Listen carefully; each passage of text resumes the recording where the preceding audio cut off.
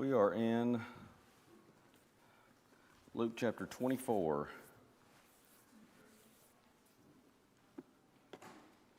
We're looking at questions Jesus asked, a number of these that we've been working our way through.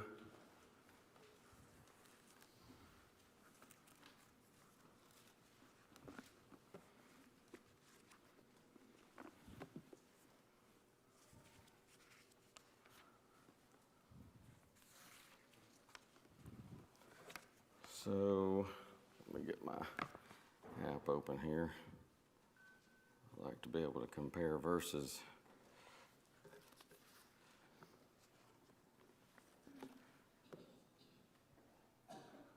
As I said last week, we kind of stopped with just a couple of questions. We had spent some time on those, but I didn't want to get into chapter 24 because these next, 1, 2, 3, 4, 4, really, next 6 are in basically the same context. And so I wanted to do those together. I don't know if we'll get all 6 of those today, but we'll at least try to get these 4 that are in that immediate context of on the road to Emmaus. And then, of course, there's a couple just after that context when Jesus has departed from those 2 men. So the question we're beginning with here is in verse 17 of Luke 24. The question Jesus asks is, "What manner of communications are these that you have one to another as you walk and are sad?" So again, this context, he's asking this question. We try to look at that for each question. Who is the question originally spoken to? But we also want to get the context. As far as to whom this question was asked, it's those 2 men on the road to Emmaus. But to understand that better, you have to have some context. And the context begins at verse, really opening up the chapter. In chapter 23, we looked at some questions there where Jesus is rejected by the crowd, the chief priests, the elders. They stir up the people. They call for Jesus' crucifixion. Pilate consents. Jesus is crucified. He's buried. But on the 3rd day, the first day of the week, it records that upon the first day of the week, very early in the morning, verse 1 of chapter 24, they came into the sepulcher. This is backing up into chapter 23. This is some of the women who came they had prepared spices and ointments. They rested on the Sabbath day, and so they've come to anoint the body. Of course, they didn't embalm as we would. So they've come to anoint the body with these spices and ointments. So they bring the spices which they had prepared and certain others with them.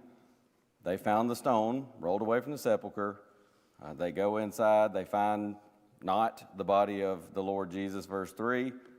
And so they are perplexed thereabout, verse 4 says.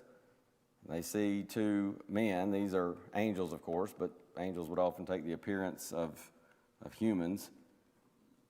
But they're in shining garments. These ladies and the others who are with them, they're afraid. They bow down their faces to the earth.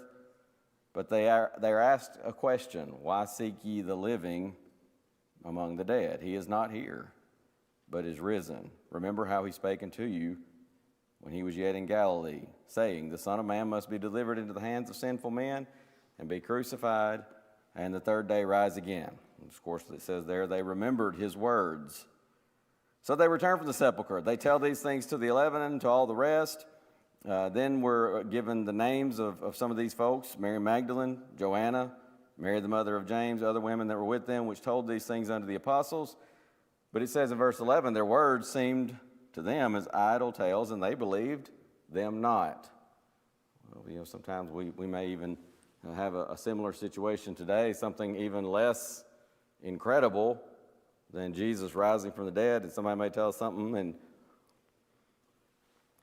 somebody may make the statement, "Well, that just seems hard to believe," or "I don't know about that." We might even say something like, "I'd have to see that to believe it." But they don't believe. Then arose Peter, ran into the sepulchre. Stooping down, he beheld the linen clothes laid by themselves, and departed, wondering in himself at that which was come to pass. We're not told specifically. Peter still doesn't believe. He does wholeheartedly believe. He's maybe fair to say he's kind of on the fence at this point. Well, the tomb is empty. They're saying he's risen, but boy, it still seems hard to believe. And especially you can imagine losing someone that close to you and then being told, "Oh, he's not dead. He's risen."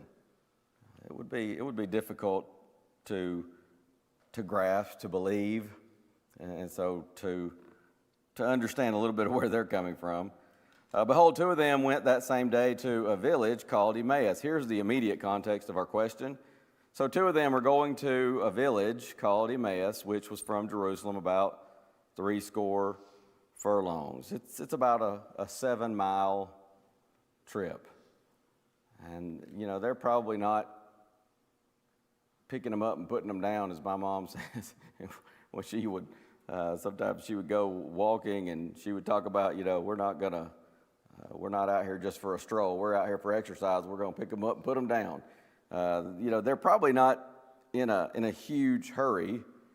So I don't know what, I was trying to remember, and I can't recall now, but Dave Leonard spoke, and it's been a few years back, not terribly long ago, maybe 3 or 4 years or so, on our youth day, and he talked about his topic centered around this walk to Emmaus, and he mentioned how he and his wife Nikki went out on the Greenbelt one day, and they walked 7 miles just to kind of walk and talk and see, how long would this take? And I don't remember exactly how long he said it would take, but at a leisurely pace, this was a decent journey. There's a lot of time for discussion, obviously.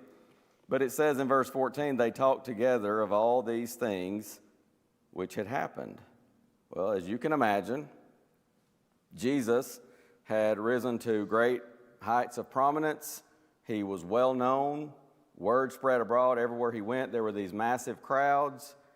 And you can imagine, even as recently as Saturday, early that 7th day of the week, as the faithful Jews observed the Sabbath. Of course, they were still under Sabbath law. But as they observed the Sabbath, and a lot of times that would center around a family meal, sometimes a big extended family meal, you can imagine there was a lot of talk. What about what happened yesterday?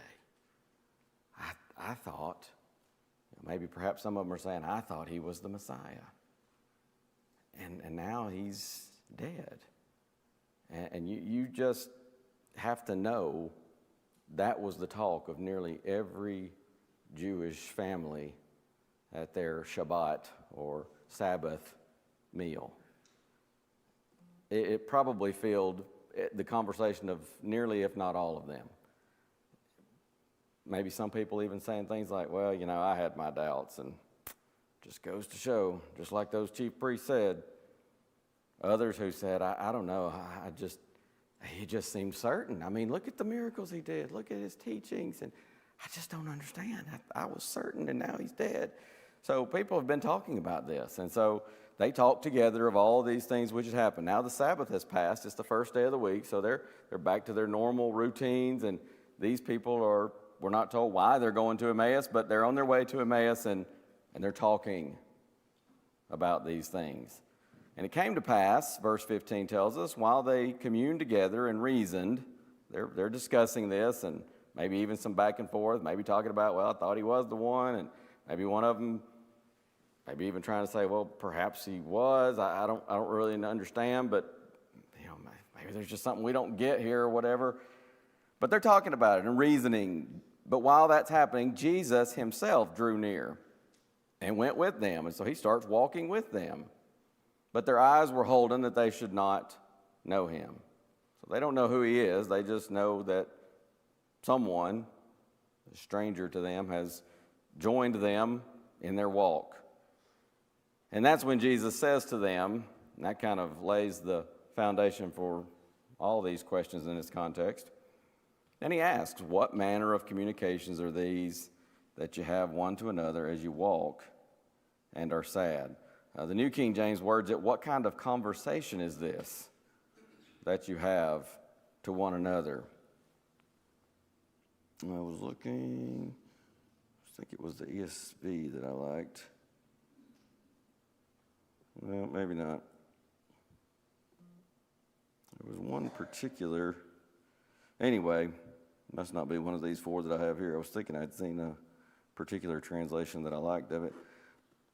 But what is this conversation that you are holding with each other as you walk?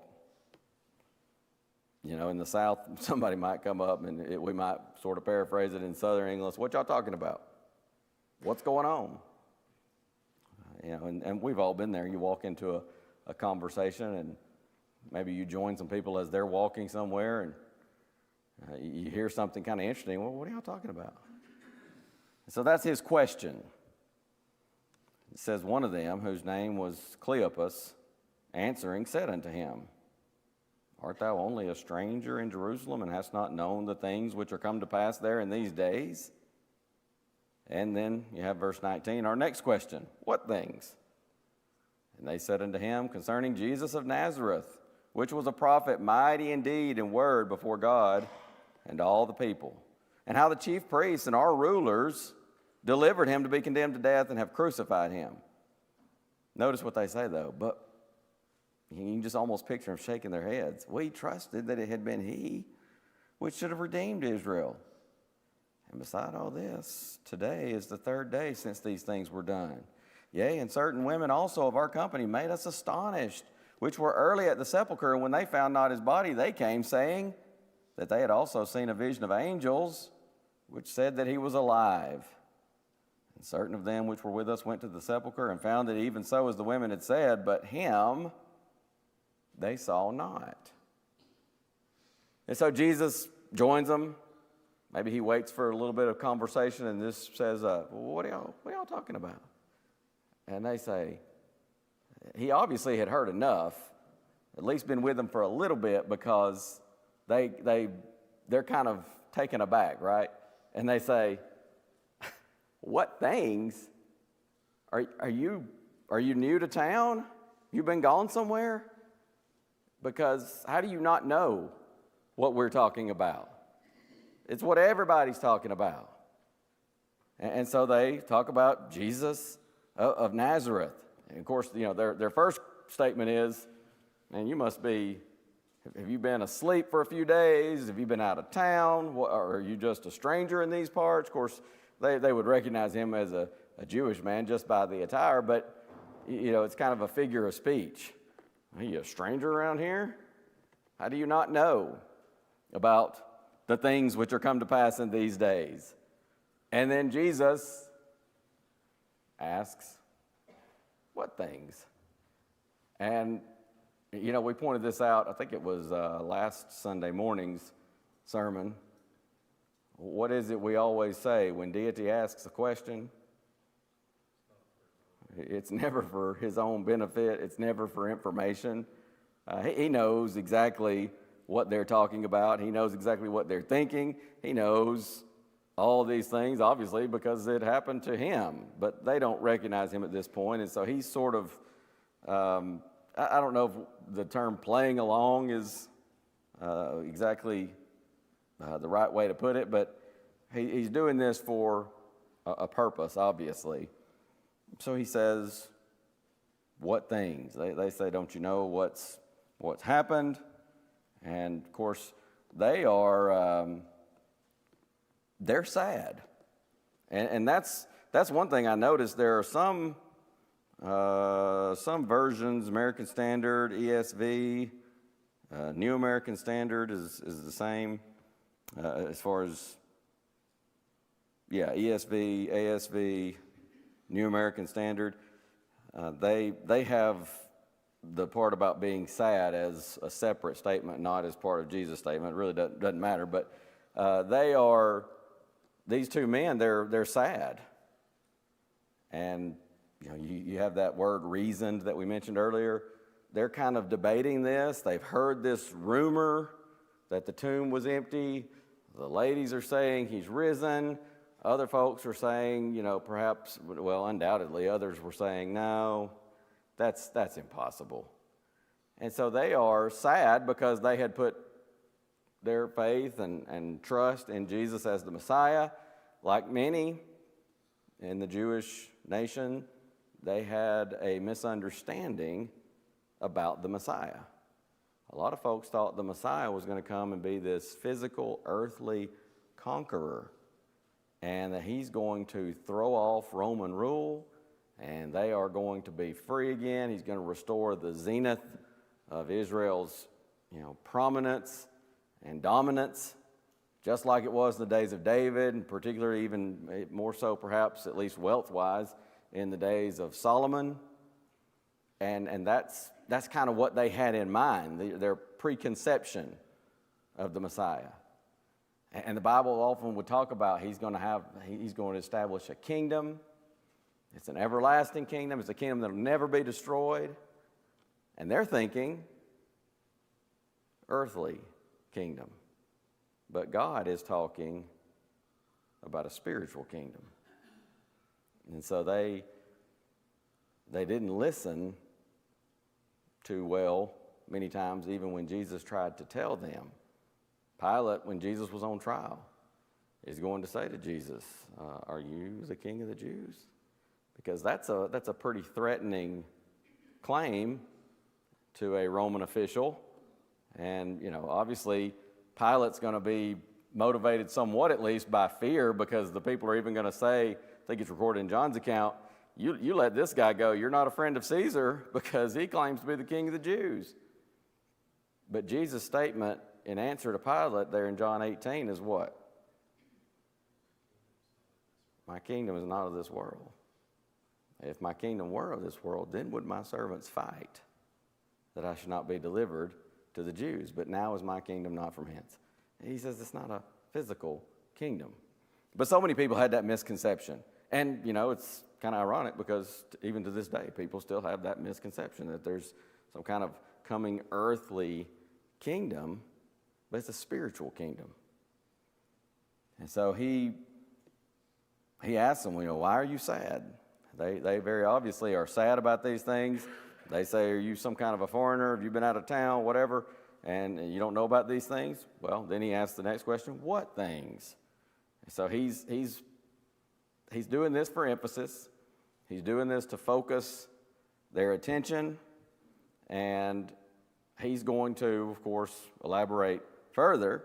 But they answer, here's Jesus, prophet, mighty in deed and word, and he was crucified. We thought he was the one.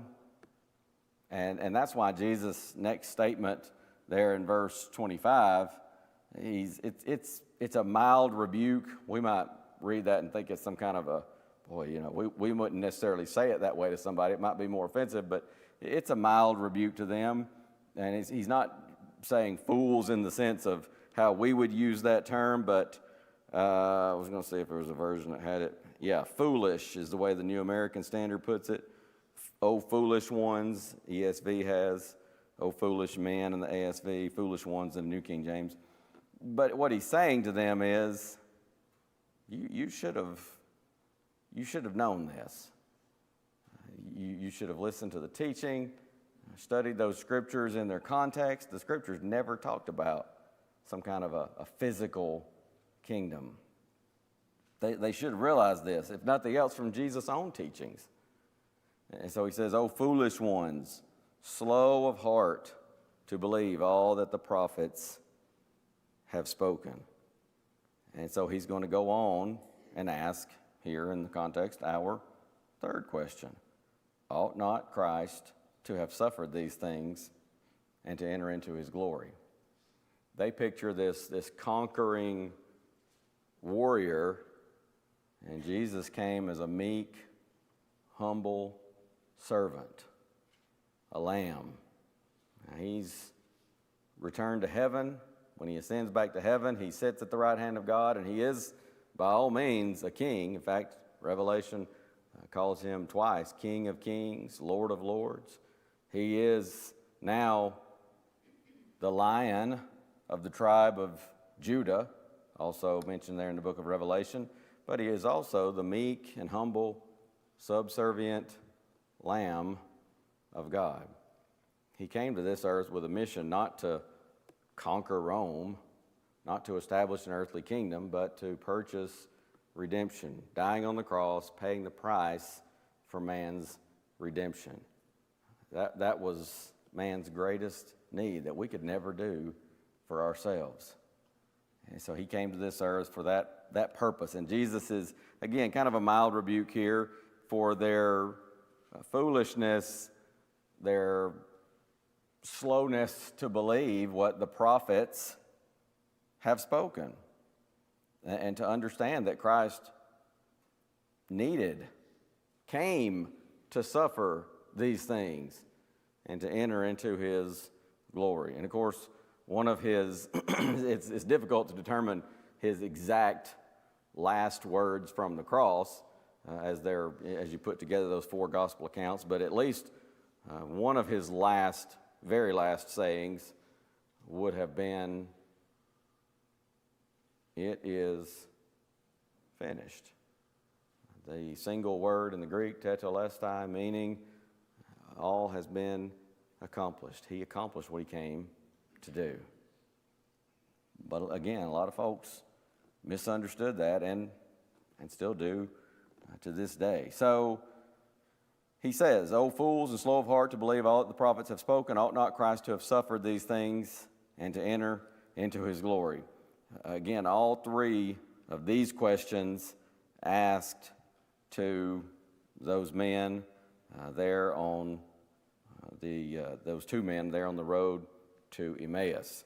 But you have another, it's similar context. It's not the same immediate context, but it's after he disappears from them. You'll have these other, I think I said two. There's three questions in that next section. It begins at verse 36. But finishing up here, he asked that question, "Ought not Christ to have suffered these things and enter into his glory?" And beginning at Moses and all the prophets, he expounded unto them in all the scriptures the things concerning himself. So he is going to teach a lesson, preach a sermon. I don't know how you want to put that. I don't know that I'd say it's preaching a sermon as much as it is a conversational lesson with them as they're traveling. Now, again, we don't know at what point they are in their journey, but they're going to Emmaus. It's about a 7-mile journey. So even if we assume, 4 or 5 miles left in their journey, I was trying to think, what's a decent, conversational walking pace? 16, 17 minutes a mile, Joshua? I don't know. Is that conversational? Maybe 18. So somebody's going to have to help me with the math there. 18 times 4 or 5. I can't do math in my head. But let's see. If you had 20 minutes times 4, that's 80 minutes. That's an hour and 20 minus 2, 4, 6, 8. So probably an hour and 15 easily, right? Maybe more. They may be walking even more slowly than that because they're just kind of, doesn't seem to be any kind of hurry. But they probably had, hour and a half, 2 hours here. Jesus begins at Moses. That would be a reference to the Pentateuch, the law, Genesis, Exodus, Leviticus, Numbers, Deuteronomy, and all the prophets. And sometimes the Jews, that was kind of how they would refer to their Old Testament, Moses and the prophets. In fact, you see that in Luke 16, the rich man and Lazarus, when the rich man lifts up his eyes in torment, and he wants Lazarus to cool him. He says, "I'm tormented in these flames." And Father Abraham says there's this great gulf fixed, nobody can cross from one way to the other. Then he says, "Well, send Lazarus back to my brothers, lest, to warn them, lest they come to this place." And Father Abraham's response was, they have Moses and the prophets. In other words, they have the scriptures. So that was a lot of times how the Jews would refer to their scriptures. So beginning at Moses and all the prophets, he expounded unto them in all the scriptures the things concerning himself. And so he just walks through the Old Testament scriptures and talks about how they're all pointing to the Messiah. I have said before, Man, to have been in that audience and to be able to hear that would have been something else to hear. And, I sometimes talk about having a bucket list for when I get to heaven. That's one of the things that I want to ask is, can I hear that conversation and just hear it word for word, what was said, and him expounding all the Old Testament scriptures to these men. And that must have been something amazing. And so they drew nigh, they drew near to the village whither they went. So they're getting, again, we're not told how long this took, how much was left in their journey. I suspect if he, he may have given the highlights, but it sounds like he kind of gave a pretty detailed, so I suspect this was, they still had a decent amount of walking left to do. But they get near to the village where they're going, Emmaus, and he made as though he would have gone further. But they constrained him, saying, "Abide with us, for it is toward evening, and the day is far spent." He went in to tarry with them. Well, they don't have local police forces. You can't dial 911 if trouble starts. They don't have dusk to dawn lights and things like that. And so everybody knew when it starts to get evening and it starts to get towards sunset, you don't really want to be out on the road, because the people that are out on the road at that time are almost always up to no good. My mom would sometimes say to me when I was younger, if we were going to be out, she'd say, "I want you in by midnight. Nothing good goes on after midnight." Well, I don't know if that's 100% true in our world today, because, there are people that, they may just be traveling, they may just, they may be working. But in that time, that was generally true. After dark, especially when it got good and dark, typically the only people that are out they're either somebody who, bless their heart, they haven't been invited into anybody's house and they're just having to take their chances, or they're up to no good. And so it was the hospitable thing to do in those times. If you see somebody, maybe they're traveling, you offer them a place to stay. It's getting toward evening. You say, "Hey, you have anywhere to stay?" And, they may say, "Well, yeah, I'm just heading right over here, just inside the town. It's my brother, my brother-in-law, my, family, whatever, a friend." Okay. But if they didn't, it was kind of the height of inhospitality not to offer them a place to stay, because it was dangerous. So again, they still don't know who Jesus is. So they constrain him. You can't keep going on. It's evening. The day is far spent. You come in with us. We're going to take care of you. And you can stay with us tonight, and then you can resume your journey in the morning. So Jesus went in to tarry with them. Of course, he knows exactly what he's doing. And it came to pass as he sat at meat with them. So they sit down for their evening meal. He took bread, blessed it, and brake, and gave to them. And then verse 31 tells us, and their eyes were opened, and they knew him. And as soon as they know him, he vanishes out of their sight. And so this is, again, he's doing this for a purpose. But as soon as they know who he is, he vanishes out of their sight. And they said one to another, "Did not our heart burn within us while he talked with us by the way, and while he opened to us the scriptures?" Well, again, that phrase, "open to us the scriptures," it makes me just think, what an amazing lesson that had to have been. What an amazing conversation. I suspect it was really more like a lesson, because as they sit there and listen, and as he expounds the scriptures, I don't know, maybe they had some questions along the way, but he's just discoursing to them and just breaking down all the Old Testament scriptures. What an amazing thing that must have been. And they say, "Man, our heart was burning within us." It's kind of like, you look back, you say, "I should have known." And so they rose up the same hour. When is this? Verse 29. This is evening. And remember, you don't want to be out typically traveling when it's getting toward dark. So, and they constrain Jesus, who at that time they just thought was a stranger and they're just being hospitable, doing the right thing. They constrain him like, hey, you can't keep going. It's getting dark. But now they rise up the same hour, and the text says, returned to Jerusalem. Back up to verse 13. 1 second, Robert. Back up to verse 13. How far are they going? 7 miles. Now, keep that in mind. Yes, sir. Well, you were addressing. To go back to Jerusalem, the 7 miles, yeah. How long do you think it took them to get back to Jerusalem?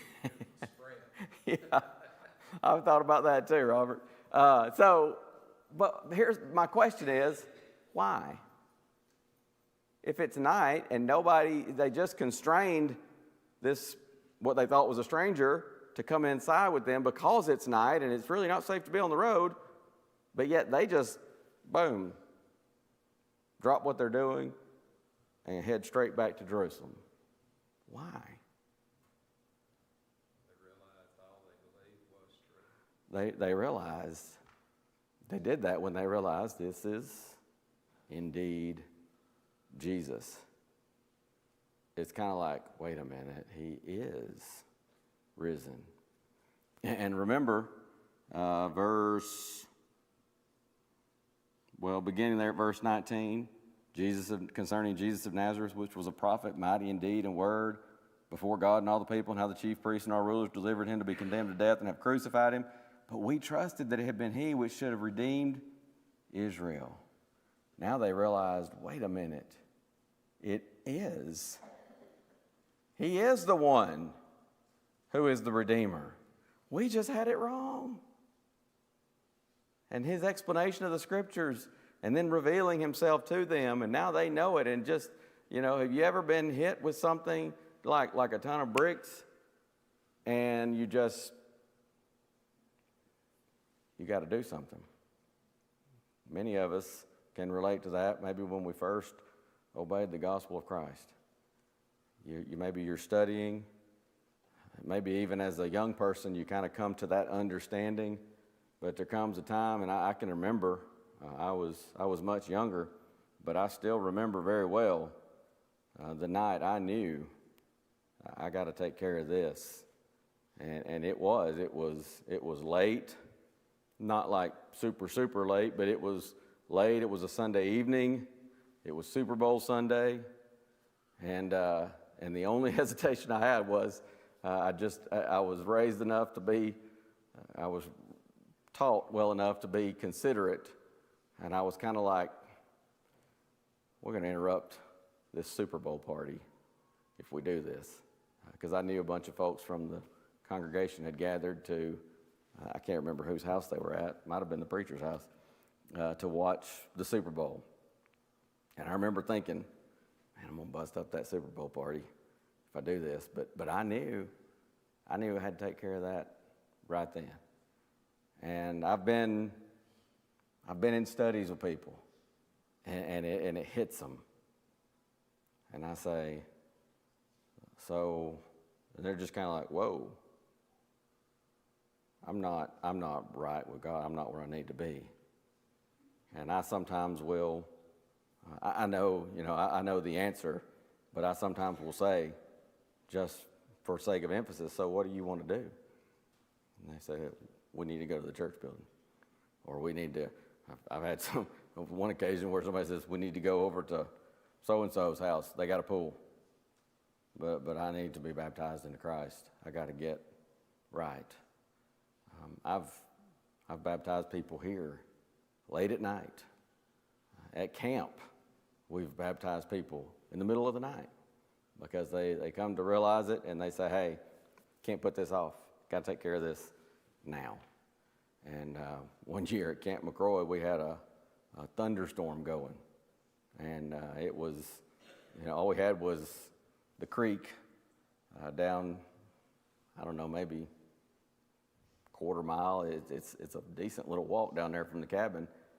But it was thundering, it's lightning, and we're kind of like, and so we tried to wait, and we're kind of like, okay, everybody stay in the cabin, but this young fellow was like, get me to the creek. And finally, we kind of waited for a break in the storm, and we said, we hope it's done, but let's at least get down there as quick as we can do that. And we did.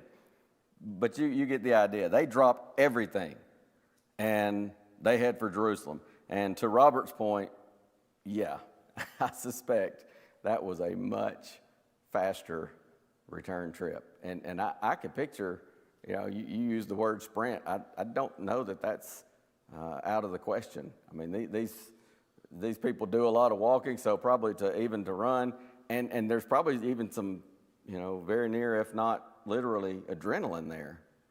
And I suspect they ran, at the very least, jogged back to Jerusalem. Can I ask a quick question? Yes, sir. Up until the point that Jesus met them on the road to Emmaus, there were several things that occurred at Jesus' death. The sky would darken, the temple veil was torn, and something else happened. Didn't the dead come out of the grave? So all this evidence that even at his death was coming to light, that who he was, and then when he gets to them, it's almost like, they're questioning the event, that it sounds like they were there at his crucifixion. It almost does sound like it, and maybe they were. Robert's saying it almost, the way they talk about it, and the events recorded in the 4 different gospel accounts, they may well have been at Jesus' crucifixion, because they are, you can tell they're really wrestling. They've seen some things, they've heard some things, but they also know, and again, that to me seems to indicate maybe they were there, because it's almost like if indeed they were, you can sort of picture, to paraphrase what they're saying, is like, well, we've heard some things and maybe even seen some things, but we also know what we saw with our own 2 eyes. We saw he was dead. It was confirmed. They pierced his side. Blood and water came out. And I forget, I've talked to doctors before to get kind of an explanation of that. It's something to do with, the blood and the water, a confirmation of death, but there was no mistaking it. I mean, it was illegal to take a person off the cross alive. They confirmed he was, in fact, dead. So it's like, I saw it with my own 2 eyes, and, who knows? They might have even been there and seen Joseph and Nicodemus placing the body in the tomb. Maybe they saw the stone rolled there and Pilate seal it, and, and so they're really wrestling with it. Yeah, and I mean, I don't have any doubt any one of us, we would do exactly what these men did, drop everything and head back. And so they, the same hour, verse 33, they returned to Jerusalem. They found the 11 gathered together and them that were with them. So it's the 11 apostles. Of course, Judas has, at this point, hanged himself. He regretted his decision in betraying Jesus. The sad part is, instead of repenting, he just regretted, and he went out and killed himself instead of, as Peter will do later, in being restored.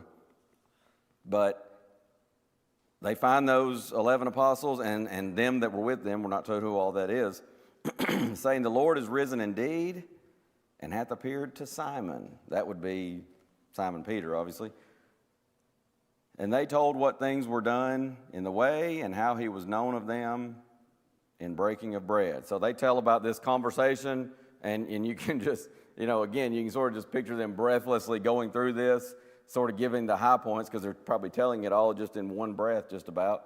And, we were walking to Emmaus, and this person appears. We didn't know who it was, and he just starts asking us these questions. What are y'all talking about? And we're like, what? How do you not know what we're talking about? And he's like, well, what are you talking about? We're talking about the things that have happened. And he says, what things? And we said, Jesus, and how we thought he was the Messiah, and they crucified him, and it's been the 3rd day, and people are talking about it. Some of the women are saying he's risen from the dead, but I don't know. We saw it with our own 2 eyes, and then he just starts talking about, and he's like expounding the scriptures.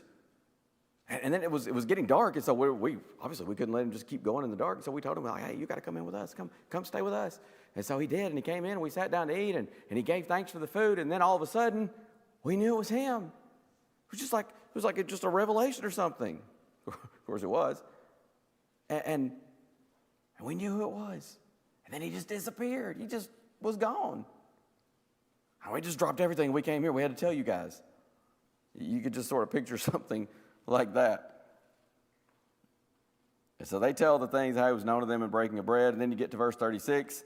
And as they thus spake, and can't you just imagine this?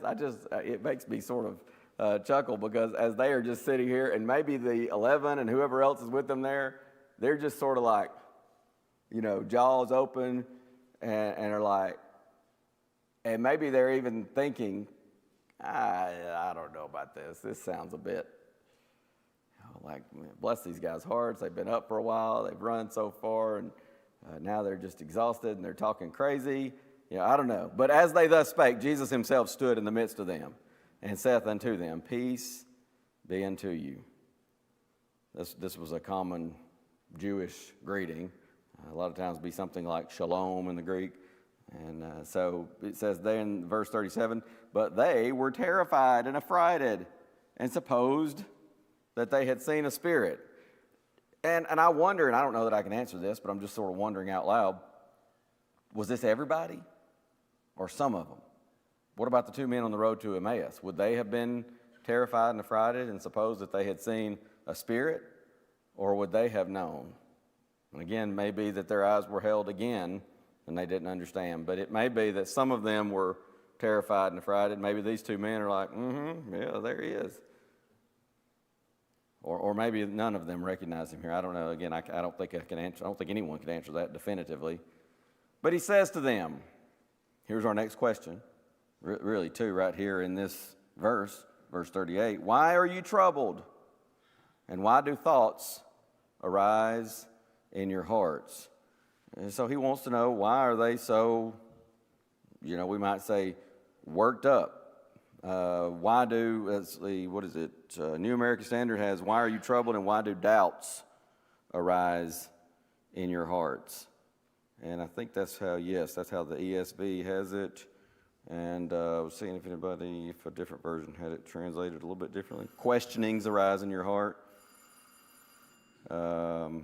Doubts in the New King James. Is that first or second, Bill? Second?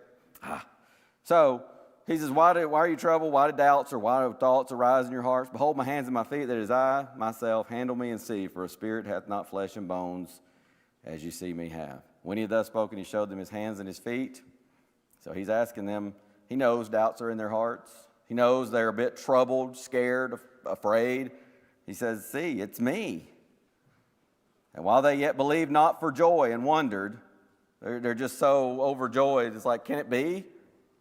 He says to them, and here's the sixth question and the last one here in this context, have ye here any meat? And they gave him a piece of broiled fish and of an honeycomb, and he took it and did eat before them. What's the significance of that?